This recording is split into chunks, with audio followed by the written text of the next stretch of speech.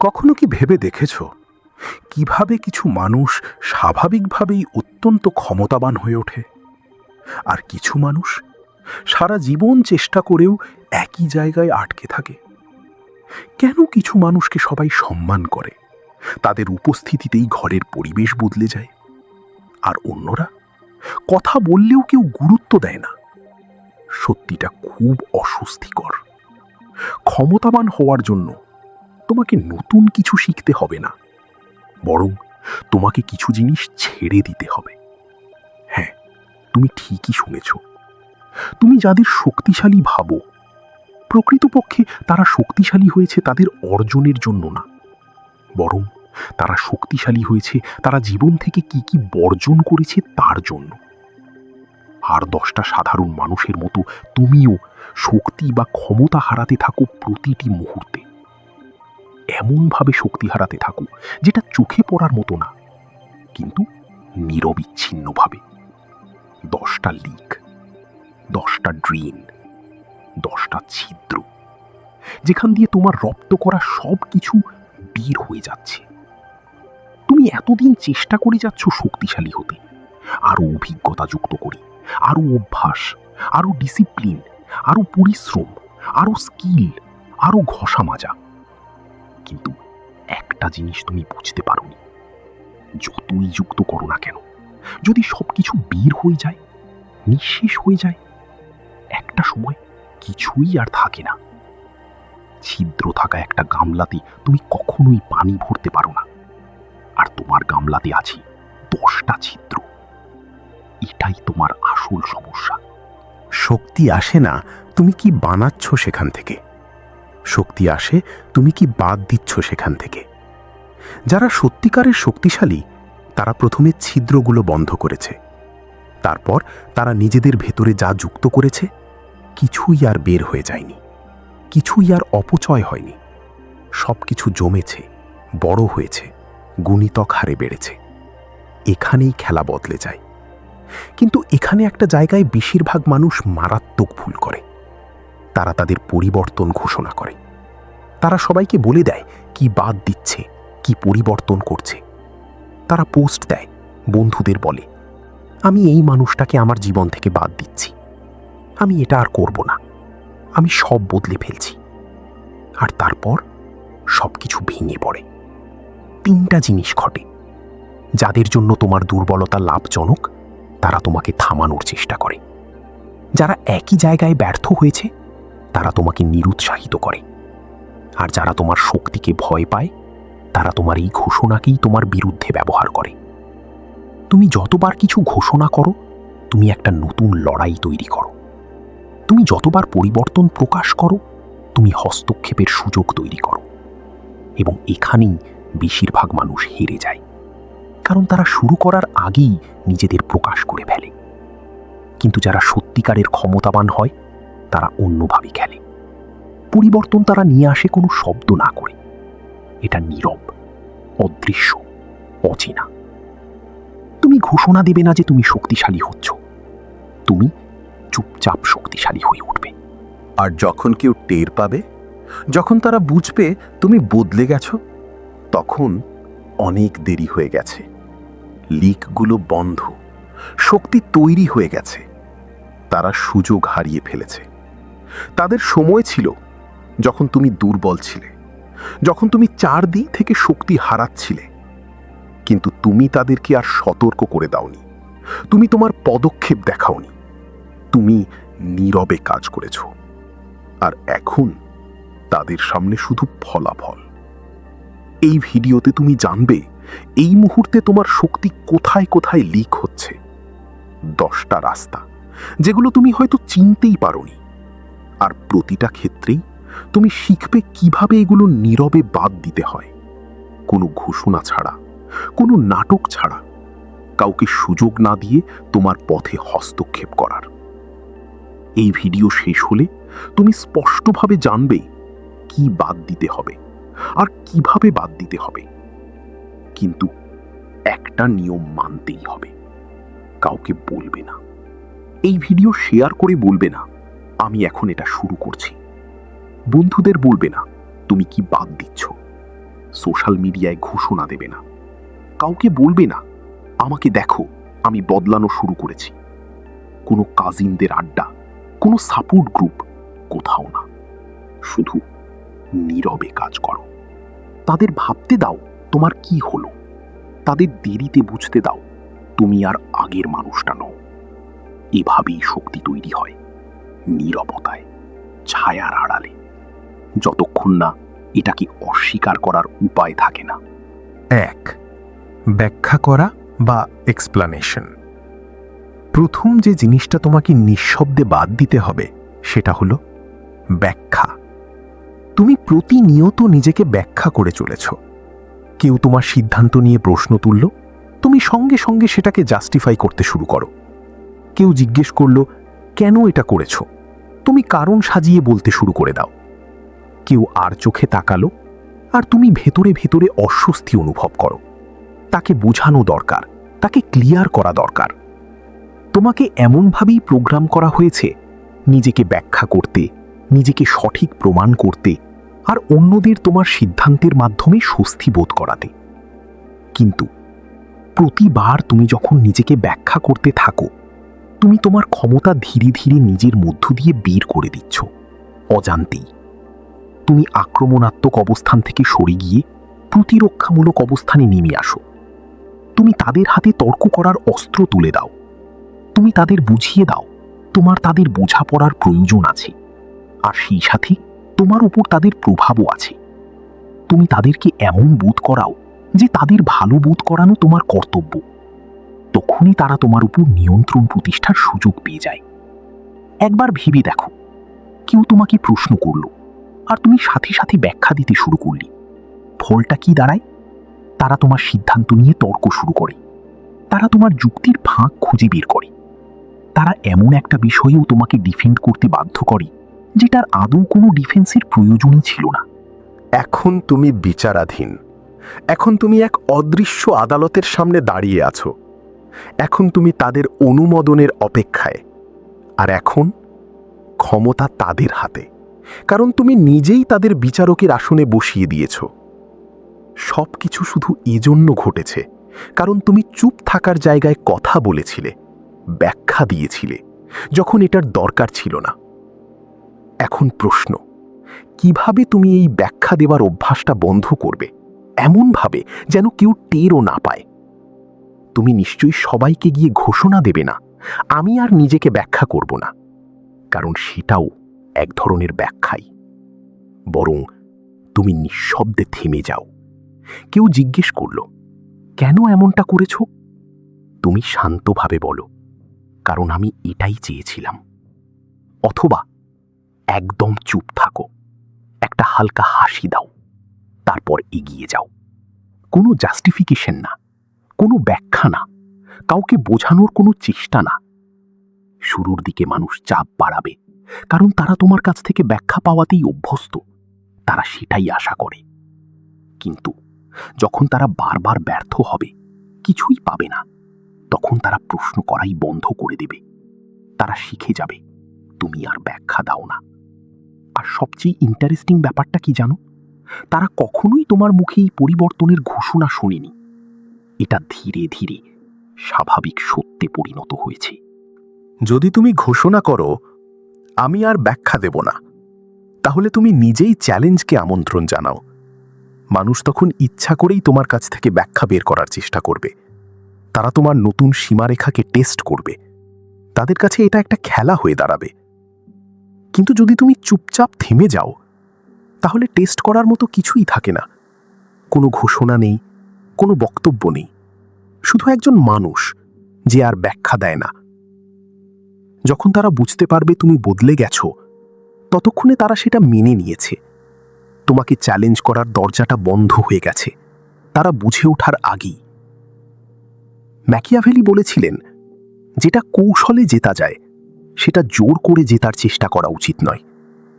তিনি যা বুঝেছিলেন তা হল নীরব পদ্ধতি সব সময় প্রকাশ্য পদ্ধতির চেয়ে বেশি শক্তিশালী। যে মানুষ বলে আমি ব্যাখ্যা করি না, সে সবার টার্গেটে পরিণত হয়। আর যে মানুষ নিঃশব্দে ব্যাখ্যা দেওয়া বন্ধ করে দেয়, সে ধীরে ধীরে এক রহস্যে পরিণত হয়। তুমি রহস্য হতে চাও, তুমি চাও তারা ভাবুক, প্রশ্ন করুক, কিন্তু তোমাকে চ্যালেঞ্জ না করুক। ব্যাখ্যা না দেওয়ার অধিকার নিয়ে লড়াই করো না, শুধু আর ব্যাখ্যা দিও না। এই লড়াইয়ের কোনো দরকারই ছিল না। এটাই প্রথম বর্জন, ব্যাখ্যা। চুপচাপ এটা দেওয়া বন্ধ করে দাও। কিন্তু এটার সাথে জড়িত আছে আর একটা অদৃশ্য ফাঁস, একটা ড্রেন, আর একটা উপায় যার মাধ্যমে তুমি বুঝতেও না পেরে নিজের শক্তি হারাচ্ছ। এটা সরাসরি প্রভাব ফেলে মানুষ তোমাকে কতটা মূল্য দেয় তার উপর। সেটা কি? 2. সহজলভ্যতা বা অ্যাভেইলেবিলিটি। দ্বিতীয় যে জিনিসটা তোমাকে নিঃশব্দে বাদ দিতে হবে সেটা হলো সহজলভ্য হওয়া। তুমি খুব বেশি সহজলভ্য, খুব সহজে পাওয়া যায় তোমাকে, খুব সহজে পৌঁছানো যায় তোমার কাছে। যে কেউ তোমার সময় পেয়ে যায়, যে কেউ তোমার মনোযোগ পেতে পারে, যে কেউ তোমার কাছ থেকে একটা রেসপন্স আদায় করে নিতে পারে। মেসেজ এলেই তুমি সঙ্গে সঙ্গে রিপ্লাই দাও, কেউ ডাকলো তুমি একটুও না ভেবে রাজি হয়ে যাও, যেই বলুক তুমি তার জন্য সময় বের করে ফেলো। আর প্রতিবার তুমি এটা করো, তুমি নিজের শক্তিকে ধীরে ধীরে নিঃশেষ করে দাও। কারণ একটা কঠিন সত্য আছে, দুষ্প্রাপ্যতা মূল্য তৈরি করে, আর অতিরিক্ত সহজলভ্যতা সেই মূল্যকে ধ্বংস করে। তুমি যত বেশি সহজলভ্য হবে তোমার মূল্য তত কমতে থাকবে। মানুষ যত কম পরিশ্রম করে তোমার কাছে পৌঁছাতে পারবে তত কম তারা সেটার গুরুত্ব অনুভব করবে। একবার ভাবো তো, যাদের তুমি সবচেয়ে বেশি মূল্য দাও তারা কি সেই মানুষ যারা প্রতিটা মেসেজের সঙ্গে সঙ্গে রিপ্লাই দেয় তোমাকে? তারা কি সেই মানুষ যারা তুমি ডাকলেই সবসময় ফ্রি থাকে? তারা কি সেই মানুষ যারা প্রতিটা ইনভাইটেশন বিনা প্রশ্নে অ্যাকসেপ্ট করে? না, যাদের তুমি সত্যিই মূল্য দাও তারা হলো সেই মানুষ যাদের কাছে পৌঁছানো সহজ না, যাদের সময় মূল্যবান, যাদের কাছে পৌঁছাতে তোমাকে চেষ্টা করতে হয়। তাদের দুষ্প্রাপ্যতাই তোমার চোখে তাদের মূল্য তৈরি করে। তুমি তাদের খুঁজে বেড়াও কারণ তাদের সবসময় পাওয়া যায় না। আর অন্যদিকে যারা সবসময় পাওয়া যায় তাদের তুমি অবচেতনভাবেই অবহেলা করো। তুমি জানো তারা তো থাকবেই, তাই তাদের গুরুত্ব কমে যায়। এখন প্রশ্ন, কিভাবে তুমি এই সহজলভ্যতা কমাবে এবং এমনভাবে কমাবে যেটা কেউ টেরও পাবে না? তুমি গিয়ে ঘোষণা দেবে না আমি এখন থেকে অ্যাভেলেবেল না, ওটা বলাটাই আবার সবকিছু নষ্ট করে দেবে। বরং তুমি নিঃশব্দে কম সহজলভ্য হয়ে যাও। মেসেজের রিপ্লাই একটু দেরিতে দাও, খেলা খেলতে না, বরং কারণ তুমি ব্যস্ত, তুমি নিজের শক্তি তৈরি করছো। ইনভিটেশন কম অ্যাকসেপ্ট করো, অভদ্র হতে না, বরং কারণ তোমার সময় সত্যিই মূল্যবান। রেসপন্স দেওয়ার আগে একটু বিরতি তৈরি করো, অনুরোধ আর উত্তরের মাঝে একটা দূরত্ব রাখো। তুমি দুষ্প্রাপ্যতা তৈরি করছো, কিন্তু দুষ্প্রাপ্যতা শব্দটা একবারও উচ্চারণ না করে। মানুষ লক্ষ্য করবে তোমার কাছে পৌঁছানো আগের চেয়ে কঠিন হয়ে গেছে, কিন্তু তারা বুঝতে পারবে না তুমি ইচ্ছা করে এটা করছো। তারা ধরে নেবে তুমি ব্যস্ত, তুমি গুরুত্বপূর্ণ, তুমি মূল্যবান। আর এই ধারণাটাই ধীরে ধীরে তাদের কাছে বাস্তব হয়ে উঠবে। যদি তুমি ঘোষণা করো যে তুমি কম সহজলভ্য হচ্ছ, মানুষ সেটা ব্যক্তিগতভাবে নেবে। তারা অনুভব করবে তুমি তাদের এড়িয়ে যাচ্ছ। তারা প্রতিক্রিয়া দেখাবে, তারা পরীক্ষা করবে, তারা মনে করবে তোমার আগের সেই সহজলভ্যতার উপর তাদের অধিকার আছে। কিন্তু যদি তুমি চুপচাপ দুষ্প্রাপ্য হয়ে যাও, তাহলে লড়াই করার মতো কোনো প্রত্যাখ্যানই থাকে না। থাকে শুধু একজন মানুষ যে দিন দিন আরও মূল্যবান মনে হচ্ছে, যার সময়টা আরও দামি মনে হচ্ছে, যাকে পাওয়ার জন্য চেষ্টা করতে ইচ্ছে করে। তুমি কোনো ঘোষণা করনি যে তুমি নিয়ম বদলাচ্ছ, তুমি শুধু নিয়মটাই বদলে দিয়েছ। আর তারা কোনো প্রতিরোধ ছাড়াই সেই পরিবর্তনের সাথে মানিয়ে নিয়েছে, কারণ প্রতিরোধ করার মতো কিছুই ছিল না। ম্যাকিয়াভেলি লিখেছিলেন, মানুষ এতটাই সরল যে প্রতারক সবসময় এমন কাউকে পেয়ে যাবে যে প্রতারিত হতে প্রস্তুত। তিনি যা বুঝেছিলেন সেটা আরও গভীর। মানুষ যা দেখে সেটাই বিশ্বাস করে। তারা যদি তোমাকে দুষ্প্রাপ্য হিসেবে দেখে, তারা বিশ্বাস করবে তুমি মূল্যবান। তাদের কোনো ব্যাখ্যার দরকার নেই, তাদের দরকার শুধু একটা অভিজ্ঞতা যেখানে তোমাকে পাওয়া কঠিন। তারপর তাদের মন বাকি কাজটা নিজেই করে নেয়। তারা নিজেই নিজেকে বোঝায় তুমি গুরুত্বপূর্ণ। তারা নিজেরাই নিজেদেরকে প্রভাবিত করে তোমাকে আরও বেশি মূল্য দিতে। সবকিছু শুধু এই জন্য, কারণ তুমি নিঃশব্দে কম সহজলভ্য হয়ে গেছো। কিন্তু কখনো তাদের বলনি কেন। এটাই দ্বিতীয় বর্জন, সহজলভ্যতা। নিঃশব্দে দুষ্প্রাপ্য হয়ে ওঠো। কিন্তু এর থেকেও গভীর একটা ফাঁক আছে, এমন একটা জায়গা যেখান থেকে তুমি অজান্তেই নিজের সবকিছু হারিয়ে ফেলতে পারো। একটা জিনিস যেটা তোমার শত্রুকে সবকিছু দিয়ে দেয় তোমাকে নিয়ন্ত্রণ করার জন্য। সেটা কি? 3. আবেগী প্রতিক্রিয়া বা ইমোশনাল রিয়াকশন। তৃতীয় যে জিনিসটা তোমাকে নিঃশব্দে বাদ দিতে হবে সেটা হলো আবেগী প্রতিক্রিয়া। তুমি প্রতিটা কাজের বিপরীতে প্রতিক্রিয়া দেখাও। মানুষ কিছু বলে আর তোমার মুখ বলে দেয় সেটা তোমাকে কিভাবে প্রভাবিত করেছে। কেউ কিছু করে আর তুমি দৃশ্যমান আবেগ দিয়ে তার জবাব দাও। তুমি খুশি হও, সবাই দেখে ফেলে। তুমি রাগান্বিত হও, সবাই বুঝে যায়। তুমি আঘাত পাও, এটা লুকোনোই থাকে না। প্রতিটা রিয়াকশন তুমি আসলে তথ্য দিয়ে দিচ্ছ, আর তথ্যই হলো শক্তি। মানুষ যখন বুঝে যায় কোন জিনিস তোমাকে প্রভাবিত করে, তখন তারা বুঝে যায় কিভাবে তোমাকে নিয়ন্ত্রণ করতে হয়। তারা তোমার বাটনগুলো চিনে ফেলে, তারা তোমার ট্রিগারগুলো শিখে নেয়, আর তারপর ঠিক সেখানেই আঘাত করে। কারণ তুমি নিজেই তাদের সবকিছু দেখিয়ে দিয়েছ যা তাদের দরকার ছিল তোমাকে ম্যানিপুলেট করার জন্য। একবার খেয়াল করো, যখন কেউ জানে যে সে তোমার থেকে রিয়াকশন বের করতে পারে, তখন কি হয়? সে সেটা ব্যবহার করে। যখনই সে নিয়ন্ত্রণ চায়, সে সেই বাটনটা চাপ দেয়। যখনই সে প্রভাব খাটাতে চায়, সে সেই আবেগটা ট্রিগার করে। সে তোমার সুতো টানে, কারণ তুমি নিজেই তাকে দেখিয়ে দিয়েছ সুতোটা কোথায়। তোমার রিয়াকশনগুলোই আসলে একটা ম্যানুয়াল, যেটা দিয়ে যে কেউ তোমাকে নিয়ন্ত্রণ করতে পারে। আর তুমি সেই ম্যানুয়ালের ফ্রি কপি সবার হাতে বিলি করে যাচ্ছ। এখন প্রশ্ন, কিভাবে এই ইমোশনাল রিয়াকশনগুলো কমাবে? কেউ টেরও পাবে না এমনভাবে। তুমি ঘোষণা দেবে না, আমি আমার রিয়াকশন কন্ট্রোল করার চেষ্টা করছি। এটা বললেই তুমি দুর্বলতার সংকেত দাও। তুমি বুঝিয়ে দাও তুমি জানো তোমাকে আঘাত করা যায়। বরং তুমি থামতে শেখো। কিছু ঘটল, রিয়্যাক্ট করার আগে একটু থামো, ভেতরে ভেতরে প্রসেস করো। নিজেকে জিজ্ঞেস করো, আমি কি দেখাতে চাই? তারপর শুধু সেটাই দেখাও যেটা তোমার জন্য কাজ করে। সব ধরনের প্রতিক্রিয়া বাদ দিয়ে দিবে এরকম না, একদম কোনো রিয়াকশন দেখাবে না এটাও না। শুধু কন্ট্রোল রিয়াকশন, অটোমেটিক রিয়াকশনের বদলে সচেতন প্রতিক্রিয়া। ধীরে ধীরে মানুষ বুঝতে শুরু করবে তোমাকে পড়া আগের মতো সহজ নয়। তারা আগের মতো একই জিনিস করবে যেগুলো একসময় তোমার থেকে রিয়াকশন বের করত, কিন্তু এবার কিছুই পাবে না। তারা ভাববে তুমি কি ভাবছো, কিন্তু তারা বুঝতে পারবে না তুমি ইচ্ছা করে বদলেছ। তারা শুধু এটুকুই বুঝবে তোমাকে আর পড়া যাচ্ছে না। যদি তুমি মানুষকে বলো তুমি কম রিয়াক্টিভ হওয়ার চেষ্টা করছো, তাহলে তুমি তাদের হাতে একটা মানচিত্র তুলে দাও। তারা ঠিক বুঝে যাবে তুমি কি বদলাতে চাও। তারা জানবে তুমি নিজের দুর্বলতা সম্পর্কে সচেতন। কেউ কেউ হয়তো তোমাকে সাহায্য করবে, কিন্তু কেউ কেউ ইচ্ছে করেই তোমাকে আরো কঠিনভাবে টেস্ট করবে, দেখার জন্য তুমি সত্যিই বদলেছ কিনা।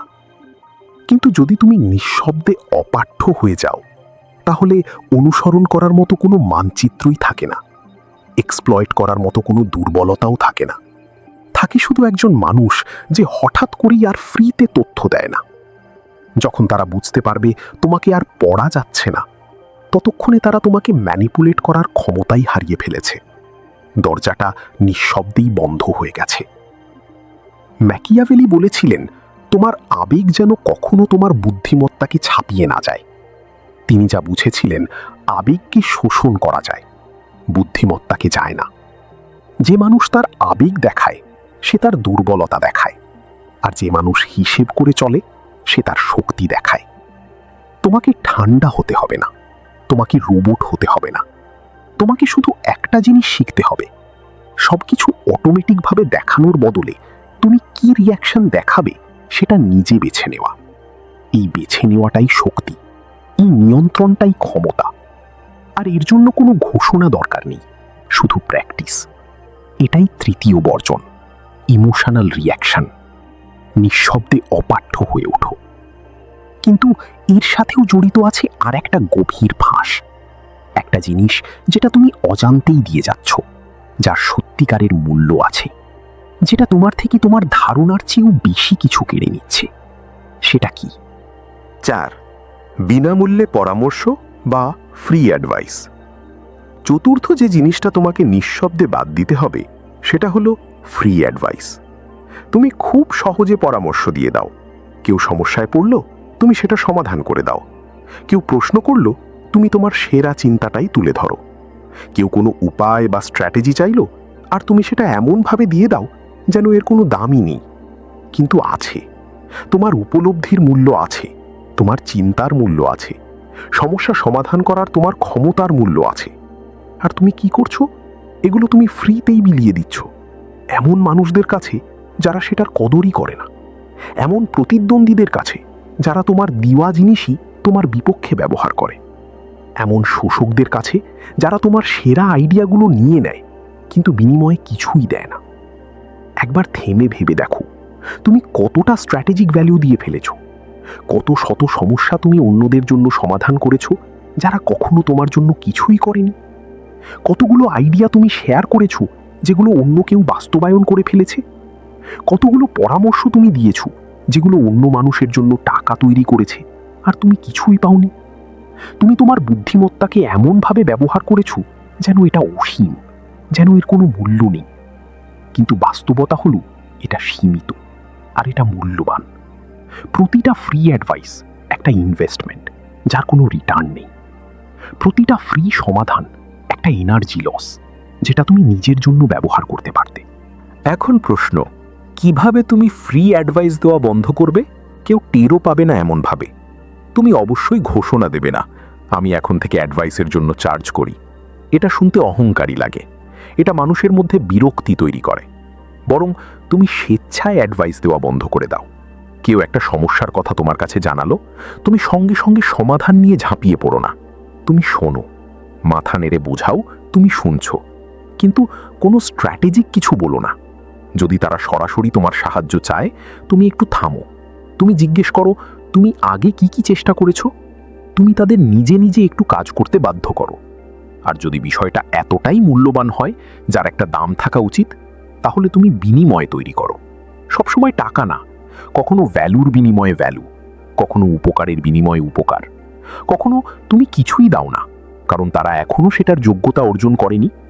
যদি তুমি ঘোষণা করো তুমি এখন পরামর্শের জন্য চার্জ করো, যারা আগে ফ্রি পেত তারা মনে করা শুরু করবে তাদের ঠকানো হচ্ছে। তারা ভাববে তুমি নিয়ম বদলে ফেলেছ। তারা তোমার নতুন সীমারেখা নিয়ে বিরক্ত হবে। কিন্তু যদি তুমি নিঃশব্দে তোমার স্ট্র্যাটেজিক ভ্যালু কম শেয়ার করা শুরু করো, তাহলে বিরক্ত হওয়ার মতো কিছুই থাকে না।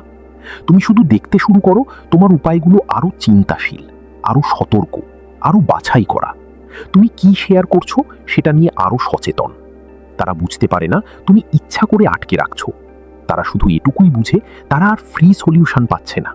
আর তখন তারা হয় ভ্যালু দিয়ে এগিয়ে আসে, না হয় অন্য কাউকে খুঁজে নেয় যাকে তারা ব্যবহার করতে পারে। ম্যাকিয়াভেলি বলেছিলেন, একজন বুদ্ধিমান শাসক কখনো আরামের সময়ে বিরক্তিকর পরামর্শ দিতে ব্যয় করে না, বরং সেই সময়কেই নিজের পক্ষে ব্যবহার করে। তিনি যা বুঝেছিলেন, প্রতিটা মুহূর্তই একটা সুযোগ নিজের অবস্থান শক্ত করার। ফ্রিতে অ্যাডভাইস দিয়ে দেওয়া হলো সেই সুযোগকে নষ্ট করা। আর নিজের জ্ঞানকে জোট তৈরি করতে, লিভারেজ তৈরি করতে, বিনিময় তৈরি করতে ব্যবহার করা, এটাই হলো সেই সুযোগকে কাজে লাগানো। তোমার মস্তিষ্ক একটা সম্পদ, এটা যে কেউ চাইলেই তার জন্য ব্যবহার করো না। এটা ব্যবহার করো স্ট্র্যাটেজিকভাবে। এটাই চতুর্থ বর্জন, ফ্রি অ্যাডভাইস। নিজের সেরা চিন্তাটা স্বেচ্ছায় বিলিয়ে দেওয়া বন্ধ করো। কিন্তু এর থেকেও বড় একটা ফাঁক বা ছিদ্র আছে, এমন একটা জিনিস যেটা তোমার সময় আর এনার্জি দুটোই নিঃশেষ করে দিচ্ছে। আর সেটা এতটাই স্বাভাবিক লাগে যে তুমি টেরই পাও না। সেটা কি? 5. স্বস্তিদায়ক সঙ্গ বা কমফর্ট ফ্রেন্ডশিপ। পঞ্চম যে জিনিসটা তোমাকে নিঃশব্দে বাদ দিতে হবে সেটা হলো কমফর্ট ফ্রেন্ডশিপ। সেই স্বস্তিদায়ক সঙ্গগুলো যেগুলো আসলে তোমাকে ভেতর থেকে দুর্বল করে দেয়। তোমার জীবনে এমন কিছু সম্পর্ক আছে যেগুলো তোমার থেকে বেশি নেয়, কম দেয়। এমন বন্ধু যারা তোমার এনার্জি শুষে নেয় কিন্তু তোমাকে কিছুই ফিরিয়ে দেয় না। এমন মানুষ যাদের তুমি পাশে রাখো শুধু এই কারণে, কারণ তাদের সাথে থাকাটা স্বস্তিদায়ক, কারণ সবকিছু খুব পরিচিত লাগে, কারণ তুমি তাদের অনেক দিন ধরে চেনো। না যে তারা তোমাকে এগিয়ে দেয়, না যে তারা তোমার শক্তি বাড়ায়, না যে তারা তোমার লক্ষ্যকে সহজ করে দেয়। এই কমফর্ট ফ্রেন্ডশিপগুলো বাইরে থেকে শান্ত, নিরীহ, স্বাভাবিক মনে হয়, কিন্তু ভেতরে ভেতরে এগুলোই তোমার শক্তি নিঃশেষ করে দিচ্ছে। প্রতিটা ঘন্টা যেটা তুমি এমন কারো সাথে কাটাও যে তোমাকে কিছুই যোগ করে না, সেটা একটা হারানো সুযোগ। একটা সুযোগ যেটা তুমি এমন কারো সাথে কাটাতে পারতে যে তোমাকে নতুন উচ্চতায় নিয়ে যেতে পারত। প্রতিটা আবেগ যেটা তুমি এমন সম্পর্কের পিছনে ঢেলে দিচ্ছ যার কোনো দিকেই অগ্রগতি নেই, সেটা সেই এনার্জি যেটা দিয়ে তুমি নিজের ভবিষ্যৎ গড়তে পারতে। একবার থিমি সত্যি করে ভেবে দেখো, তুমি যাদের সাথে সময় কাটাও তাদের মধ্যে কি তোমার সাথে দেখা হওয়ার পর তোমাকে আরো শক্তিশালী করে তোলে, আর কি তোমাকে ভেতর থেকে ফাঁকা করে দেয়, কি তোমার লক্ষ্যকে এগিয়ে নেয়, আর কি শুধু তোমার সময়টাই নিঃশেষ করে। সৎ হও, অন্তত নিজের সাথে। এই সম্পর্কগুলোর বেশিরভাগই ব্যয়বহুল। তারা তোমার থেকে বেশি নেয়, কম দেয়, কিন্তু তবুও তুমি ধরে রাখো। কেন? কারণ বন্ধুত্ব শেষ করা নাটকীয় মনে হয়, কারণ এটা অস্বস্তিকর, কারণ মনে হয় এটা করলে তুমি খারাপ মানুষ হয়ে যাবে। কিন্তু সত্যিটা উল্টো। যে সম্পর্ক তোমাকে নিঃশেষ করে সেটা ধরে রাখা দুর্বলতার লক্ষণ, আর তুমি এখন দুর্বলতা বাদ দিচ্ছ। এখন প্রশ্ন, কিভাবে তুমি এই কমফোর্ট ফ্রেন্ডশিপগুলো থেকে বের হয়ে আসবে? এমনভাবে যেন কেউ টেরও না পায়। তুমি গিয়ে ঘোষণা দেবে না, আমি তোমাদের আমার জীবন থেকে বাদ দিয়ে দিচ্ছি। তুমি কোনো নাটকীয় কথা বলবে না, কোনো আবেগী ক্লোজার খুঁজবে না, কারণ এগুলো শত্রু তৈরি করে, এগুলো ড্রামা তৈরি করে, এগুলো এমন মানুষ তৈরি করে যারা তোমার বিরুদ্ধে কথা বলবে। বরং তুমি ধীরে ধীরে হারিয়ে যাও, তুমি একটু দেরিতে রিপ্লাই দাও, তুমি কম ইনভিটেশন গ্রহণ করো, তুমি নিজে থেকে কম যোগাযোগ শুরু করো। তুমি কখনো রূঢ় না, কখনো ঠান্ডা না, শুধু কম উপস্থিত। ধীরে ধীরে সম্পর্কটা নিজে নিজেই শেষ হয়ে যায়। কেউ একটা নির্দিষ্ট মুহূর্ত দেখাতে পারে না যেখানে তুমি এটা শেষ করেছো। এটা হঠাৎ করে ভাঙেনি, এটা ধীরে ধীরে মিলিয়ে গেছে। আর যখন তারা বুঝতে পারবে তুমি আর আগের মতো নেই, তখন তারা রাগ করবে না। তারা ভাববে জীবন বদলেছে, সময় বদলেছে, মানুষ ব্যস্ত হয়ে গেছে। যদি তুমি ঘোষণা করো তুমি মানুষদের জীবন থেকে বাদ দিচ্ছ, তাহলে তুমি নিজেই শত্রুদের একটা জোট তৈরি করো। তারা নিজেদের প্রত্যাখ্যাত মনে করবে, তারা তোমার সম্পর্কে কথা বলবে, তারা অন্যদের তোমার বিরুদ্ধে দাঁড় করাবে, তারা তোমার চারপাশের পরিবেশকে বিষাক্ত করে তুলবে। কিন্তু যদি তুমি চুপচাপ হারিয়ে যাও, তাহলে প্রতিক্রিয়া দেখানোর মতো কোনো প্রত্যাখ্যানই থাকে না, কোনো নির্দিষ্ট মুহূর্ত নেই যেটাকে তারা ধরে রাখতে পারে। শুধু ধীরে ধীরে তোমার উপস্থিতি কমে যায়, যতক্ষণ না তুমি আর সেখানে নেই। তারা হয়তো মাসের পর মাস বুঝবেই না, আর যখন বুঝবে ততক্ষণে তুমি এত দূরে চলে গেছো যে আবার যোগাযোগ করার কথাটাই অদ্ভুত লাগে। সম্পর্কটা শেষ হয়ে গেছে, কিন্তু সেটা আনুষ্ঠানিকভাবে নয়। 5টা লিক এখন বন্ধ। ব্যাখ্যা: সহজলভ্যতা, emotional reaction, free advice, comfort friendship. এখন তুমি ইতিমধ্যেই এমন এক জায়গায় দাঁড়িয়ে আছো যেখানে বেশিরভাগ মানুষ কোনোদিন পৌঁছাতে পারে না, কারণ বেশিরভাগ মানুষ এই 5টার একটাও কখনো বন্ধ করতে পারে না। তারা পুরো জীবন কাটিয়ে দেয় এই 5টা ছিদ্র দিয়ে নিজেদের শক্তি হারাতে হারাতে। কিন্তু এই প্রথম 5টা ছিল দৃশ্যমান, একবার চোখ খুললেই দেখা যায়। পরের 5টা, সেগুলো লুকানো, নিঃশব্দে কাজ করে, চোখের আড়ালে। এগুলো সেই লিক যেগুলো তুমি আছে এটাই বুঝতে পারো না, যেগুলো তোমার শক্তি নিঃশেষ করে দিচ্ছে যখন তুমি ভাবছো তুমি সব ঠিকই করছো। আর হয়তো এই লুকানো লিকগুলোই সবচেয়ে বিপজ্জনক। সেগুলো কি? দৃশ্যমান পরিশ্রম বা ভিজিবল এফোর্ট। ষষ্ঠ যে জিনিসটা তোমাকে নিঃশব্দে বাদ দিতে হবে সেটা হলো দৃশ্যমান পরিশ্রম। তুমি মানুষের কাছে তোমার সংগ্রাম প্রচার করো, তুমি তাদের দেখাও তুমি কতটা কষ্ট করে কাজ করছো, তুমি বলো তুমি কতটা ক্লান্ত, কতটা চাপের মধ্যে আছো, কতটা নিরলস পরিশ্রম করে যাচ্ছ। তুমি তোমার পরিশ্রমটাকে এক ধরনের ব্যাজের মতো পরে রাখো। কিন্তু এই দৃশ্যমান পরিশ্রমটাই একটা লিক, একটা ফুটা। যখন মানুষ তোমাকে সংগ্রাম করতে দেখে তখন একসাথে অনেক খারাপ জিনিস ঘটতে শুরু করে। প্রতিদ্বন্দ্বীরা বুঝে যায় তুমি চাপের মধ্যে আছো, তুমি ভেঙে পড়তে পারো। শিকারীরা বুঝে যায় তুমি ক্লান্ত, তুমি দুর্বল, এখন আঘাত করার মোক্ষম সময়। কিছু মানুষ সাহায্যের হাত বাড়ায়, কিন্তু সেই সাহায্যের পেছনে থাকে শর্ত। আর সবাই শুরু করে বিচার করতে, তোমার এই পরিশ্রম আদৌ সেই ফল পাওয়ার যোগ্য কিনা। দৃশ্যমান পরিশ্রম ডেকে আনে হস্তক্ষেপ, সন্দেহ আর আক্রমণ। সবচেয়ে শক্তিশালী মানুষগুলোকে কখনোই খুব কষ্ট করতে দেখা যায় না। তাদের দেখায় সবকিছু যেন সহজ, তাদের ফলাফল যেন হঠাৎ করে কোথা থেকে এসে পড়ে। তারা তাদের কষ্টের গল্প বলে না, তারা তাদের সংগ্রাম দেখায় না, তারা শুধু ফলাফল নিয়ে হাজির হয়। আর সবাই ভাবতে থাকে এরা এটা কিভাবে করে। তাদের সাফল্যের রহস্যটাই তাদের শক্তি, তাদের অদৃশ্য পরিশ্রমটাই তাদের সুবিধা। তারা সবার চেয়ে বেশি পরিশ্রম করে, কিন্তু কাউকেই সেটা দেখতে দেয় না। এখন প্রশ্ন, কিভাবে তুমি এই দৃশ্যমান পরিশ্রম লুকাবে? কেউ টেরও পাবে না এমনভাবে। তুমি কোনো ঘোষণা দেবে না, আমি এখন থেকে এফর্টলেস দেখাতে চাই। এটা হাস্যকর শোনায়। বরং তুমি তোমার সংগ্রাম শেয়ার করা বন্ধ করো, রাত জেগে কাজ করার গল্প বন্ধ করো, কতটা কঠিন পরিশ্রম করছো এটা বলা বন্ধ করো। নিঃশব্দে কাজ করো, নিঃশব্দে লড়াই করো, আর তারপর ফলাফল নিয়ে সামনে আসো। ফলাফলকে কথা বলতে দাও, মানুষকে ভাবতে দাও এটা তোমার কাছেই স্বাভাবিক। তাদের তোমাকে আন্ডার এস্টিমেট করতে দাও, তুমি কতটা পরিশ্রম করছো সেটা তারা না জানুক। আর সেই অদৃশ্য জায়গা থেকেই তুমি সবার চেয়ে বেশি কাজ করে যাও। যদি তুমি ঘোষণা করো তুমি আগের চেয়ে বেশি পরিশ্রম করছো, তাহলে তুমি নিজেই নিজেকে নজরের কেন্দ্রে এনে ফেলো। মানুষ দেখতে শুরু করে তোমার এই পরিশ্রম আসলেই ফল দেয় কিনা। তারা বিচার করে তুমি বুদ্ধিমানের মতো কাজ করছো না শুধু কষ্ট করছো। তারা সন্দেহ করে তুমি আদৌ সফল হতে পারবে কিনা। কিন্তু যদি তুমি নিঃশব্দে কাজ করো আর শুধু ফলাফল দেখাও, তাহলে বিচার করার মতো কিছুই থাকে না। থাকে শুধু একজন মানুষ যে যেন খুব সহজেই জিতে যাচ্ছে, যে হয়তো স্বাভাবিকভাবেই ট্যালেন্টেড, যার সাফল্য যেন অনিবার্য।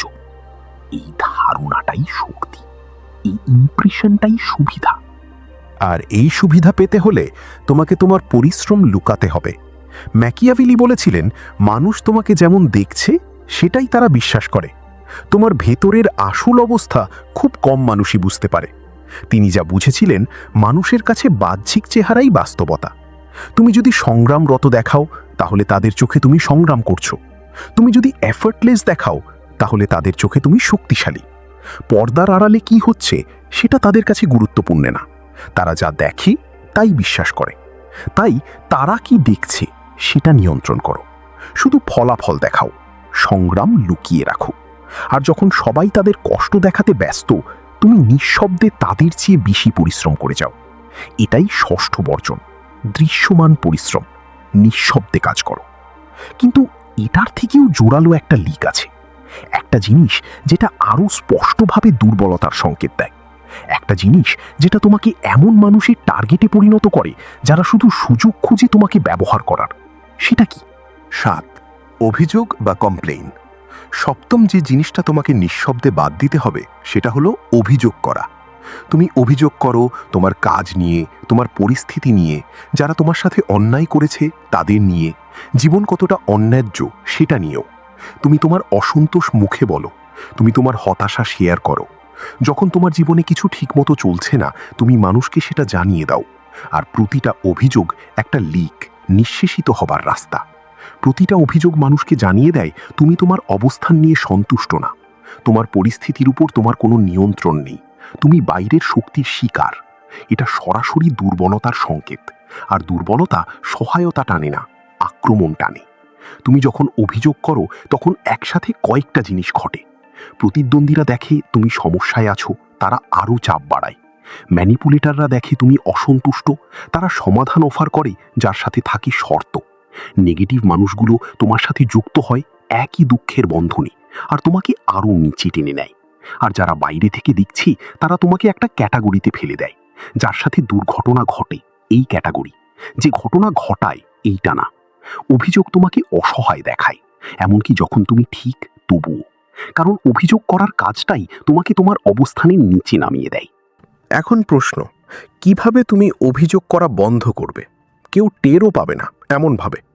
তুমি ঘোষণা দেবে না, আমি আর অভিযোগ করি না। এটা শুনতে উপদেশ দেওয়ার মতো লাগে, আর মানুষ তখনই তোমাকে পরীক্ষা করতে শুরু করবে।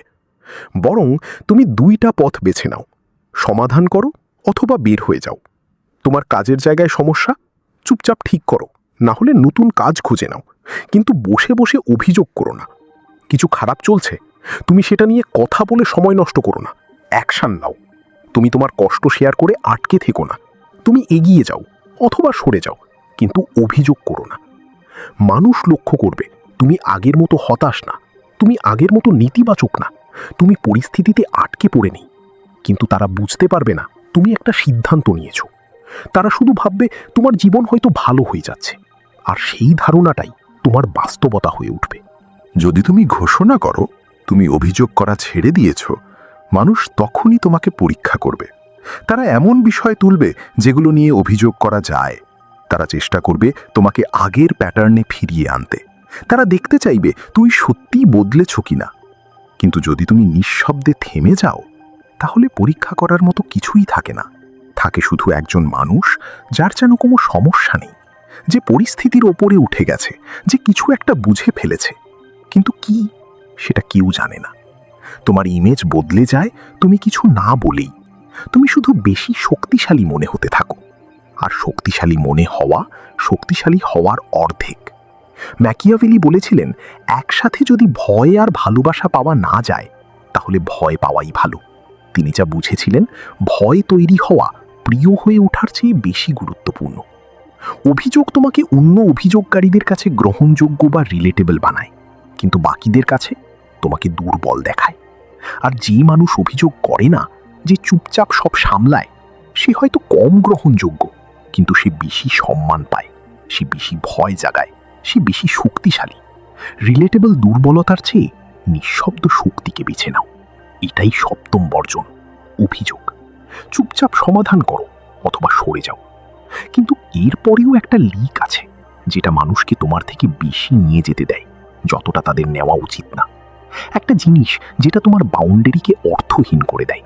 সেটা কি? 8. না বলতে না পারা বা নেগোশিয়েবল স্ট্যান্ডার্ড। অষ্টম যে জিনিসটা তোমাকে নিঃশব্দে বাদ দিয়ে দিতে হবে, সেটা হলো না বলতে না পারা বা নেগোশিয়েবল স্ট্যান্ডার্ড। তোমার মানদণ্ডগুলো স্থির না। তুমি একটা সীমা ঠিক করো, কেউ চাপ দিলেই সেটা সরিয়ে দাও।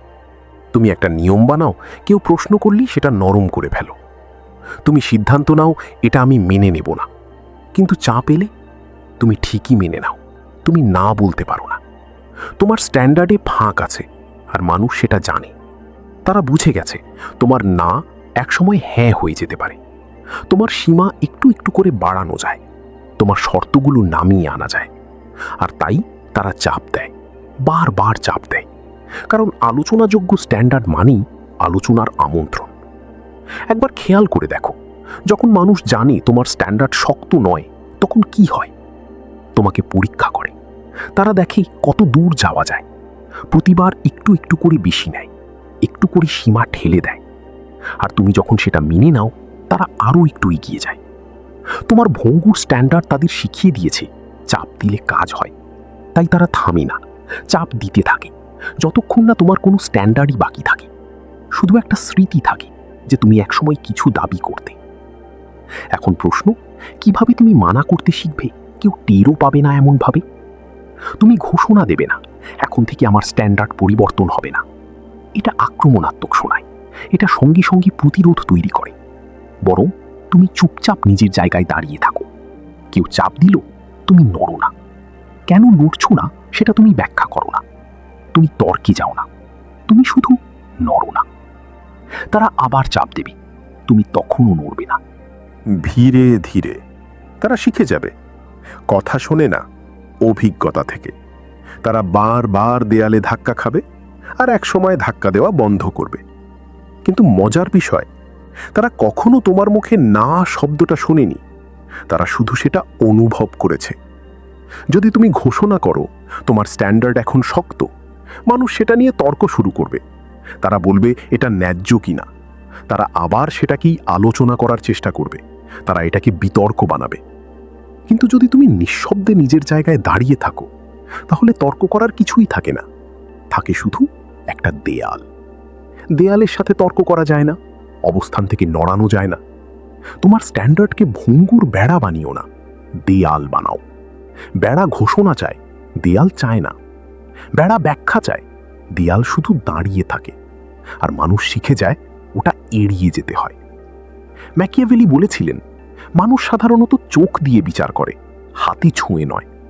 সবাই দেখে, কিন্তু খুব কম মানুষ সত্যি স্পর্শ করে বুঝতে পারে। তিনি যা বুঝেছিলেন, মানুষ পরীক্ষা করে, কি আসল আর কি শুধু দেখানো। তারা চাপ দেয় দেখার জন্য সীমাটা আসলে কোথায়। তারা যদি দেখে তোমার সীমা সরে যায়, তারা বুঝে এটা আসল না। কিন্তু তারা যদি চাপ দিয়ে শক্ত কিছুতে ধাক্কা খায়, তারা বুঝে এটা বাস্তব। তোমার কাজ হলো শক্ত থাকা, শক্তির ব্যাখ্যা দেওয়া না, শক্তির ঘোষণা দেওয়া না, শুধু চাপ এলে শক্ত থাকা। এভাবেই স্ট্যান্ডার্ড বাস্তব হয়, নিঃশব্দ প্রয়োগের মাধ্যমে। এটাই অষ্টম বর্জন, আলোচনাযোগ্য স্ট্যান্ডার্ড। নিঃশব্দের দেয়াল হয়ে ওঠো। কিন্তু এর পরেও একটা লিক আছে, হয়তো সবচেয়ে বিপজ্জনক। একটা জিনিস যেটা তোমার প্রতিদ্বন্দ্বীদের সবকিছু দিয়ে দেয় তোমাকে হারানোর জন্য। সেটা কি? 9. তথ্য ফাঁস বা ইনফরমেশন লিকস। নবম যে জিনিসটা তোমাকে নিঃশব্দে বাদ দিতে হবে সেটা হলো তথ্যের ফাঁস। তুমি মানুষকে অনেক কিছু বলে দাও, তোমার পরিকল্পনা, তোমার ভয়, তোমার পরবর্তী পদক্ষেপ, তোমার সংগ্রাম, তোমার স্ট্র্যাটেজি। তুমি শেয়ার করো, কারণ শেয়ার করা সংযোগ তৈরি করে বলে মনে হয়, কারণ গোপন কথা বুকের ভেতর ভারী লাগে, কারণ তুমি চাও মানুষ তোমাকে বুঝুক।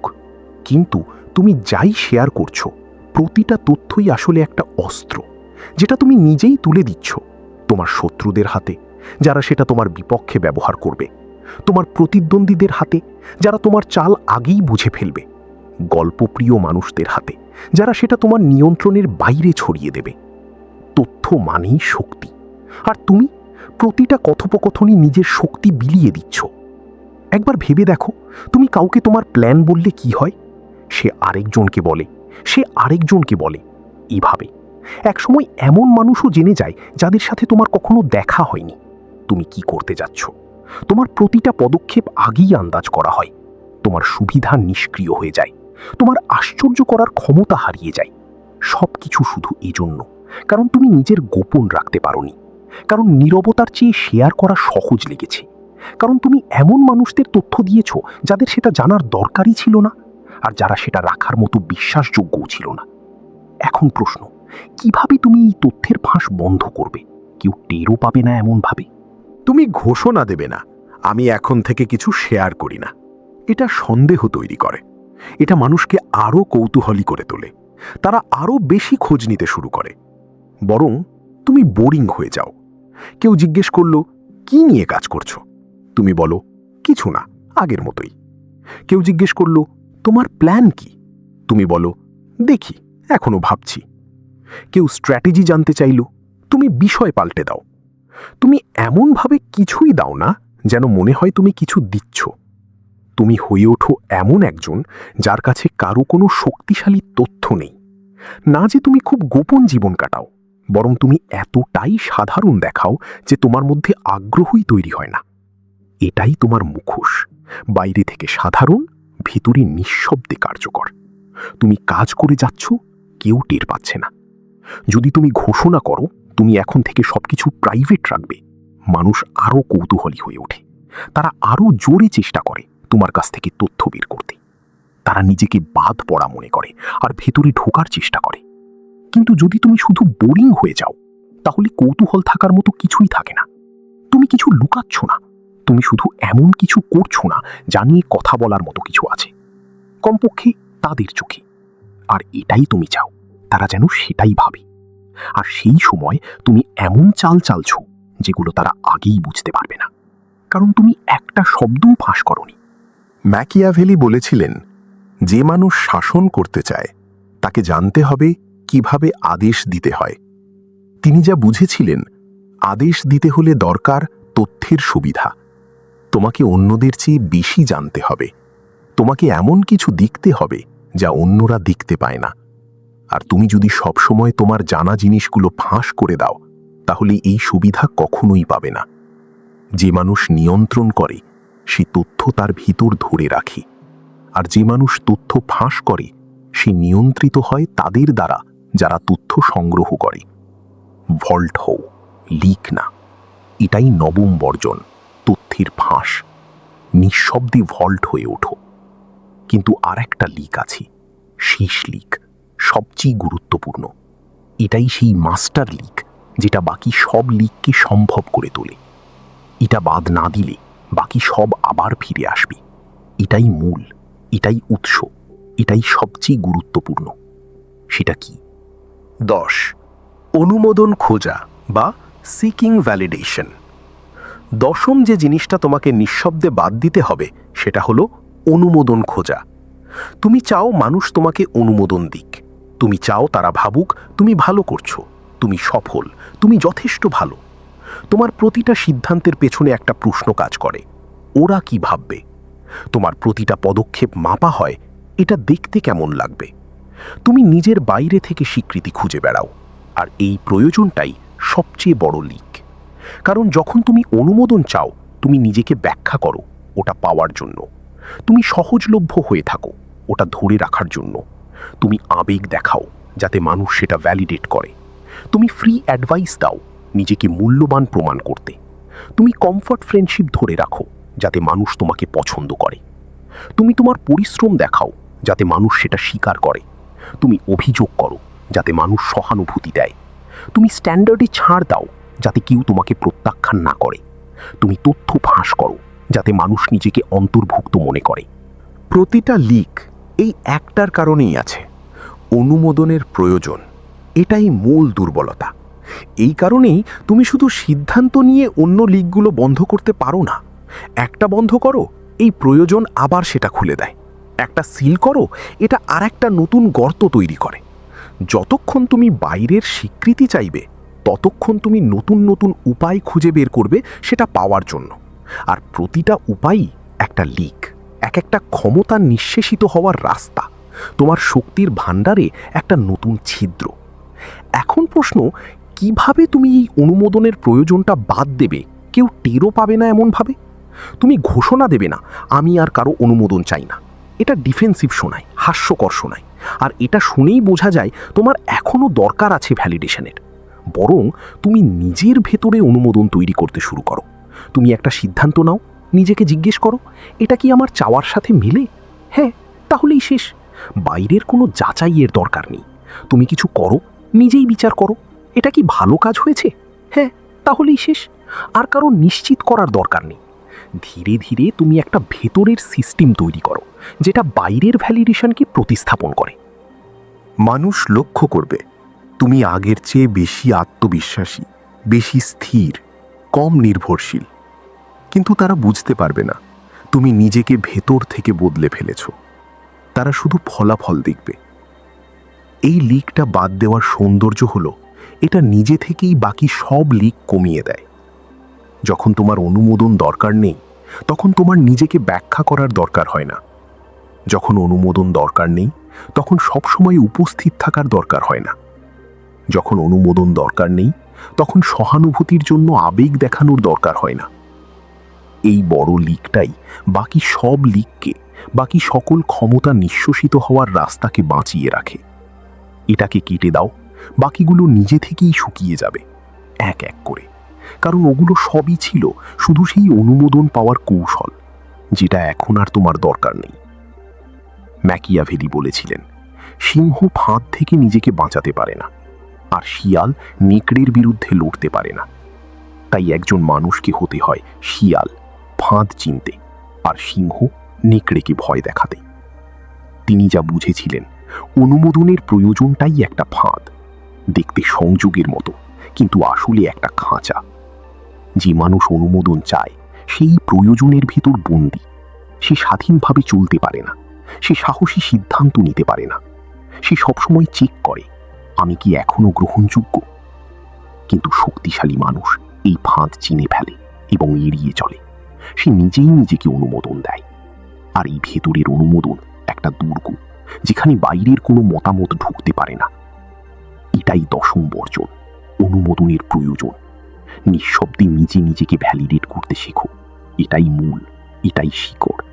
এটাকে বন্ধ করো, বাকিগুলো নিজে থেকেই বন্ধ হয়ে থাকবে। 10টা বর্জন যা তোমাকে নিঃশব্দে বাদ দিতে হবে: ব্যাখ্যা, সহজলভ্যতা, আবেগী প্রতিক্রিয়া, ফ্রি অ্যাডভাইস, কমফোর্ট ফ্রেন্ডশিপ, দৃশ্যমান পরিশ্রম, অভিযোগ, না বলতে না পারা, তথ্য ফাঁস, আর অনুমোদনের প্রয়োজন। 10টা লিক যেগুলো তোমার শক্তি ধীরে ধীরে শুষে নিচ্ছিল, 10টা ছিদ্র, যেগুলো দিয়ে তুমি নিজের ভেতরে যা ঢালছো সব বেরিয়ে যাচ্ছিল। এখন তুমি জানো এগুলো কি, এখন তুমি জানো কিভাবে এগুলো বন্ধ করতে হয়। কিন্তু একটা নিয়ম মনে রেখো, নীরবতা। কাউকে বলবে না তুমি কি বাদ দিচ্ছ, তোমার পরিবর্তন ঘোষণা করবে না, এই ভিডিও দেখে পোস্ট দিয়ে বলবে না আমি এখন এটা করছি।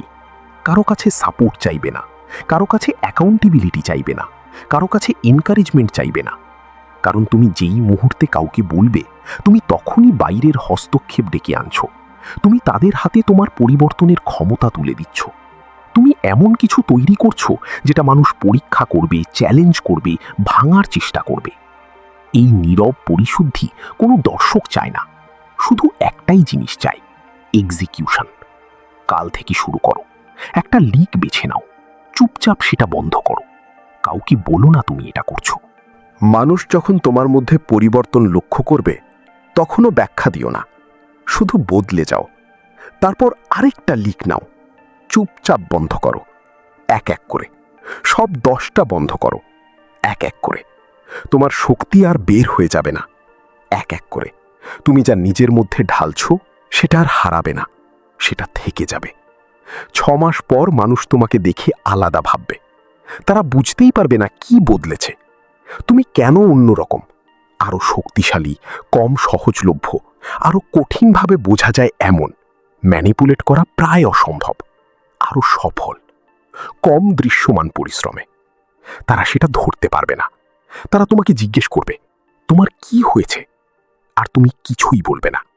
কারণ বললেই তুমি তাদের হাতে ব্লুপ্রিন্ট তুলে দেবে, বললেই তুমি তাদের শেখাবে তুমি কিভাবে বদলেছ। আর তুমি কেনই বা প্রতিদ্বন্দ্বীদের শক্তিশালী হতে সাহায্য করবে? যখন তারা বুঝতে পারবে তখন অনেক দেরি হয়ে গেছে। সব লিক বন্ধ, শক্তি তৈরি, রূপান্তর সম্পূর্ণ। তারা তাদের সুযোগ হারিয়েছে। তারা তোমাকে থামাতে পারত তখন, যখন তুমি নিজেকে ব্যাখ্যা করছিলে, যখন তুমি সবার কাছে সহজলভ্য ছিলে, যখন তোমার আবেগ পড়া যেত, যখন তুমি ফ্রি অ্যাডভাইস দিচ্ছিলে, যখন তুমি সময় নষ্ট করছিলে কমফোর্ট সম্পর্কগুলোতে, যখন তোমার পরিশ্রম ছিল দৃশ্যমান, যখন তুমি অভিযোগ করছিলে, যখন তোমার স্ট্যান্ডার্ড ছিল নরম, যখন তুমি চারদিকে তথ্য ফাঁস করছিলে, যখন তুমি অন্যের অনুমোদন ছাড়া নিজেকে ঠিক মনে করতে পারতে না।